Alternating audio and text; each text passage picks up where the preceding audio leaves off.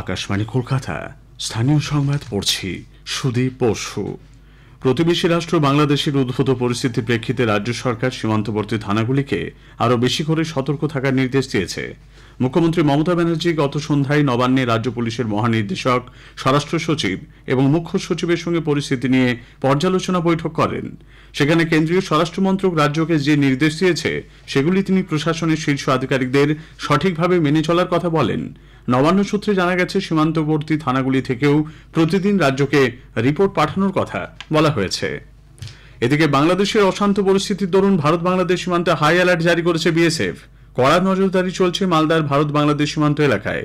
মহদীপুর স্থলবন্দরে আমদানি রপ্তানি বাণিজ্যে ধাক্কা লেগেছে, তবে ইমিগ্রেশন চেকপোস্ট চালু রয়েছে, যদিও মানুষজনের আনাগোনা কম। কোচবিহারের চ্যাংড়াবাঁধা সীমান্ত অনেকটাই স্বাভাবিক, ব্যবসা বাণিজ্য শুরু হয়েছে। বাংলাদেশ থেকে আসতে শুরু করেছে মালবাহী লরি। 9টি ভারতীয় এবং 29টি বাংলাদেশি লরি ইতোমধ্যে এসে পৌঁছেছে। এসেছেন 23 জন পর্যটকও। এছাড়া সীমান্ত দিয়ে 104 জন বাংলাদেশি দেশে ফিরেছেন বলে জানা গেছে।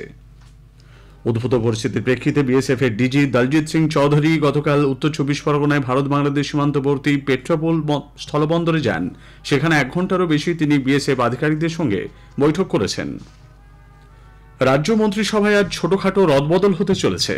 নবান্ন সূত্রে জানা গেছে, রাজ্যপাল সিভি আনন্দ বোস গতকাল মন্ত্রীদের রদবদল সংক্রান্ত ফাইলে স্বাক্ষর করার পর মুখ্যমন্ত্রী মমতা ব্যানার্জি আজ এই রদবদল করবেন। মানস ভূঁইয়া সেচ দপ্তরের দায়িত্ব পেতে চলেছেন বলে জানা গেছে। দায়িত্ব বাড়তে পারে চন্দ্রিমা ভট্টাচার্যেরও। একই সঙ্গে কারামন্ত্রী অখিল গিরির পদত্যাগপত্রটিও রাজ্যপাল গ্রহণ করেছেন।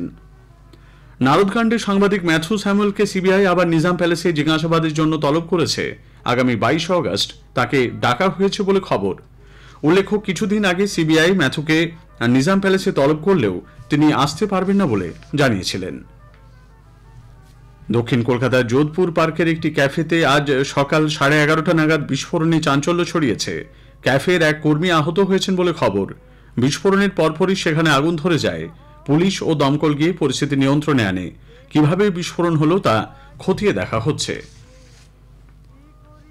কলকাতার চারু মার্কেট থানা এলাকায় আজ ভোরে এক পথ দুর্ঘটনায় স্কুটি আরোহীর মৃত্যু হয়েছে। জানা গেছে, নিয়ন্ত্রণ হারিয়ে স্কুটিটি রাস্তার গার্ড রেলে ধাক্কা দিলে চালক কৃষ্ণেন্দু দাস গুরুতর আহত হন। কাঁসারি পাড়ার বাসিন্দা ওই ব্যক্তিকে হাসপাতালে নিয়ে যাওয়া হলে চিকিৎসকরা মৃত বলে ঘোষণা করেন। আজ 22শে শ্রাবণ। কবিগুরু রবীন্দ্রনাথ ঠাকুরের প্রয়াণ বার্ষিকীতে গানে, কবিতায়, নৃত্যের মধ্যে দিয়ে নানা অনুষ্ঠানে তাঁকে স্মরণ করা হচ্ছে। রাজ্য সরকারও যথাযথ মর্যাদায় দিনটি পালনের কর্মসূচি নিয়েছে। এ উপলক্ষে রাজ্য স্তরের মূল অনুষ্ঠানটি হচ্ছে কবিগুরুর বাসভবন জোড়াসাঁকো ঠাকুর বাড়িতে। সেখানে কবিগুরুর মূর্তিতে মালা দিয়ে শ্রদ্ধা জানান বিদ্যালয় শিক্ষামন্ত্রী ব্রাত্য বসু। এর আগে নিমতলা শ্মশানঘাটে কবিগুরু স্মৃতিসৌধে মালা দিয়ে শ্রদ্ধা জানান রাজ্যের পুর ও নগর উন্নয়ন মন্ত্রী তথা কলকাতা পুরসভার মেয়র ফিরহাদ হাকিম। নারী ও শিশু বিকাশ মন্ত্রী শশী পাঁজা সহ বিশিষ্টজনেরা সেখানে কবিগুরুর প্রতি শ্রদ্ধা নিবেদন করেছেন। রাজ্য সচিবালয় নবান্নে তাঁর ছবিতে মালা দিয়ে শ্রদ্ধা জানান মন্ত্রিসভার সদস্য অরূপ রায়। বিভিন্ন শিক্ষা প্রতিষ্ঠান, সরকারি ও অসরকারি সংগঠনের পক্ষ থেকে কবিগুরুকে শ্রদ্ধা জানানো হচ্ছে। বিশ্বভারতী বিশ্ববিদ্যালয় চিরাচরিত প্রথা ও রীতি মেনে শান্তিনিকেতনের উপাসনা গৃহে পালিত হয়েছে কবিগুরুর প্রয়াণ দিবস। সকালে আশ্রম চত্বরে বৈতালিকের মধ্যে দিয়ে দিনটির সূচনা হয়। পরে উপাসনা গৃহে ব্রহ্মসঙ্গীত, বৈদিক মন্ত্র উচ্চারণ, কবিগুরুর লেখনী থেকে পাঠ ও বিশ্বভারতী বিশ্ববিদ্যালয়ের সঙ্গীত ভবনের পড়ুয়াদের কণ্ঠে রবীন্দ্রসঙ্গীতের মধ্য দিয়ে কবিগুরুকে স্মরণ করা হয়।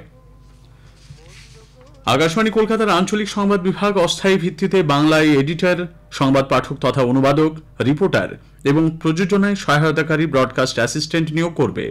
প্রার্থীদের ঠিকানা হতে হবে কলকাতা ও তার কাছাকাছি এলাকায়। আবেদন জমা দেওয়ার শেষ তারিখ 19 আগস্ট। কিভাবে আবেদন করতে হবে এবং প্রার্থীদের যোগ্যতা মান সংক্রান্ত বিস্তারিত তথ্যের পূর্ণাঙ্গ বিজ্ঞাপন পাওয়া যাবে আকাশবাণী সংবাদ কলকাতা ফেসবুক ও ইনস্টাগ্রাম এবং আকাশবাণী কলকাতা এক্স হ্যান্ডেল ও ওয়েবসাইটে। আকাশবাণী ভবনের মূল রিসেপশনের নোটিশ বোর্ডেও এই সংক্রান্ত বিজ্ঞাপন টাঙানো থাকবে। স্থানীয় সংবাদ শেষ হলো।